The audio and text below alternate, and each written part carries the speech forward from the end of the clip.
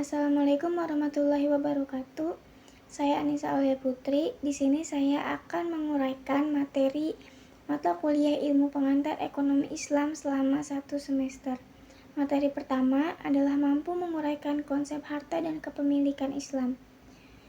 Konsep harta dan kepemilikan dalam Islam didasarkan pada prinsip bahwa harta adalah amanah dari Allah Subhanahu wa Ta'ala yang harus dikelola dengan penuh tanggung jawab.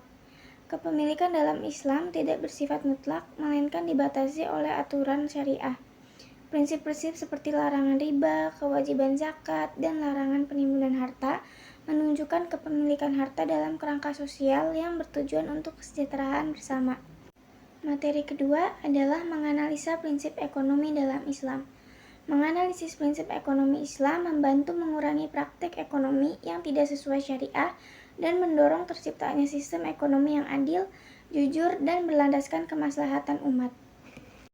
Materi ketiga adalah mampu menguraikan dan menganalisa produksi dalam ekonomi Islam. Ekonomi Islam menekankan produksi yang halal, adil, dan bertanggung jawab, distribusi yang merata melalui zakat, infak, warisan, dan sistem bagi hasil, serta pentingnya analisis produksi untuk memastikan kegiatan ekonomi sesuai syariah dan membawa kesejahteraan sosial.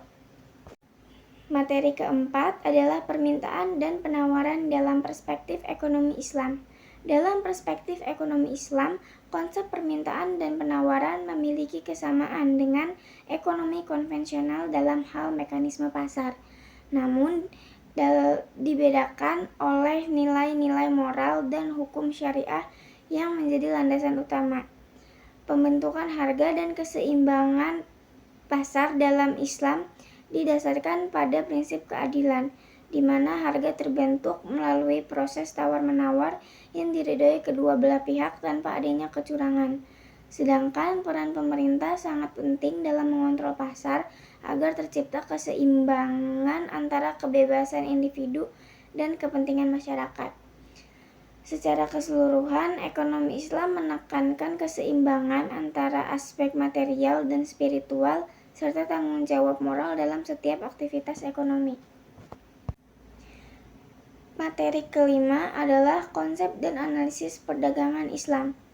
Perdagangan bukan sekedar transaksi ekonomi, tetapi ibadah yang harus dilandasi prinsip syariah, seperti keadilan, kejujuran, transparansi, menghindari riba dan gharar, serta bertujuan mencari keuntungan dunia dan akhirat, dengan menciptakan kesejahteraan bersama, bukan eksploitasi, serta berorientasi pada barang halal dan kualitas baik.